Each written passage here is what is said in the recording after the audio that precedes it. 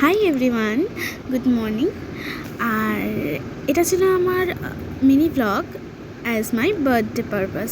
এই যে আমি ড্রেস পরে একটুখানি দেখিয়ে দিচ্ছি, নতুন ড্রেস কিনেছি, সেই সুযোগে কেমন লাগছে সেটাও তোমাদেরকে শো করে দিলাম। হ্যাঁ, অবশ্যই আজকের দিনে আমি খুব খুশি আছি, কেন না আমার মা নিজের হাতে আমার জন্য খাবার বানাচ্ছে, রান্না করছে, প্রতি বছরই করে এটা। বাট এটাই আমার কাছে স্পেশাল যে আমার মা বাবা আমার জন্য এত দিনটাকে স্পেশাল করে। আর এই যে আমার লিটল সিস্টার, মানে আমার ছোটোবেলা থেকে সঙ্গী, যে আমার সব থেকে পছন্দের মানুষ। আর এই কিছু হবেই না।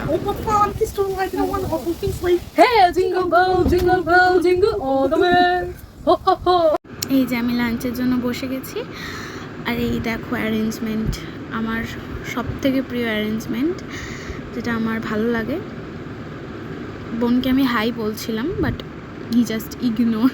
যাই হোক, সেটা বড় কথা না, সে আমার জন্মদিনে মজা করেছে, এটাই আমার কাছে সবথেকে বড় কথা। এই যে আমার ফুল ফ্যামিলি মেম্বারের মধ্যে কিছু সদস্য, বাকিরা সবাই আসছে, আমি মজা